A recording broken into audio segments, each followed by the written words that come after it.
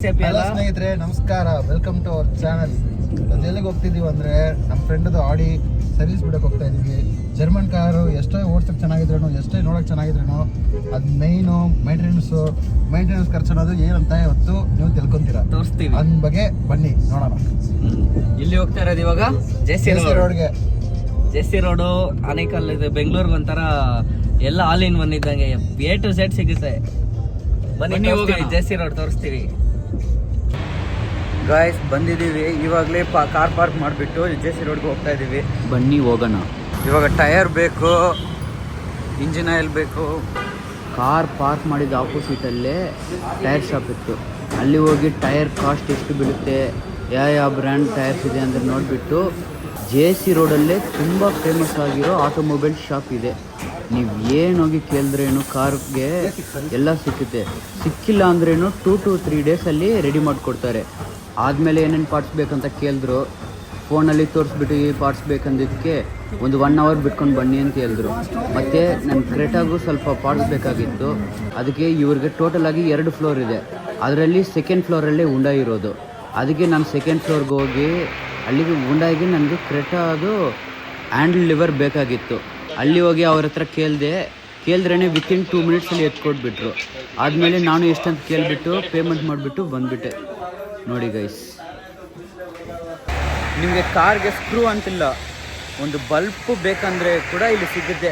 ಅಷ್ಟೊಂದು famous spot car ಲವರ್ಸ್ಗೆ. ಬೇಕಂದರೆ ಬಂದು ಟ್ರೈ ಮಾಡಿ. ನಿಮಗೆ ವೀಚೆ ಸಿಕ್ಕೋದು ಅನ್ಕನ ಇಲ್ಲಿ ತುಂಬ ಕಡಿಮೆ ರೇಟಿಗೆ ಸಿಗುತ್ತೆ. ನೀವು ಬಾರ್ಗೇನ್ ಮಾಡಿದ್ರೆ ಅದಕ್ಕೂ ಕಡಿಮೆ ಸಿಗುತ್ತೆ. ಅಷ್ಟೊಂದು ಒಳ್ಳೆಯ ಸ್ಪಾಟ್ ಇದು.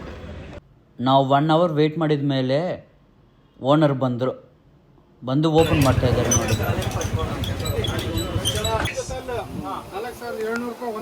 ನೋಡಿ, ಜರ್ಮನ್ ಕಾರ್ ತಗೊಂಡ್ರೆ ಇದೆ. ಯಾವಾಗ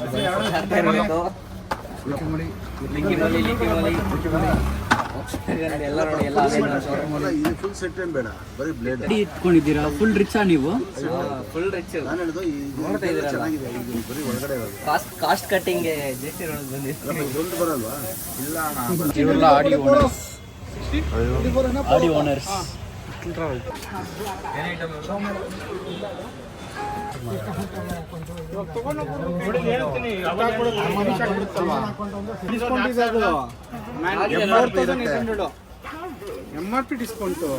ಬರೀ ಇಂಜಿನ್ ಆಯಿಲು ಆದಮೇಲೆ ಕೂಲೆಂಟ್ ಆಯಿಲ್ ಮಾತ್ರ ಇಟ್ಕೊಂಡಿರೋದು 13,000 ಆಗಿದೆ. ಬಂದಿದ್ದ ಕೆಲಸ ಮುಗ್ದೋಯ್ತು. ಬಿಲ್ ಆಲ್ಮೋಸ್ಟು 13,010 rupees ಆಗಿದೆ. ಅವರು ಡಿಸ್ಕೌಂಟ್ ಎಲ್ಲ ಮಾಡಿದ್ಮೇಲೆ 10 ರೂಪಾಯಿ ಬಿಟ್ಟು 13,000 ಬಿಲ್ ಮಾಡಿದ್ದಾರೆ ಫೈನಲ್ ಆಗಿ. ಇವಾಗ ನೋಡ್ರಿ ಎಷ್ಟು ಐಟಮ್. ಅಷ್ಟೇ ಗೈಸ್, ಬಂದಿದ್ದ ವರ್ಕು ಫಿನಿಶ್ ಆಗೋಯಿತು. ಇವಾಗ ಹೊಸೂರ್ಗೆ ಹೋಗಿ ಚೇಂಜ್ ಮಾಡ್ಕೋಬೇಕು. ಆದಮೇಲೆ ಕಾರು ಕಪ್ಪಲ್ ಥರ ಇರುತ್ತೆ.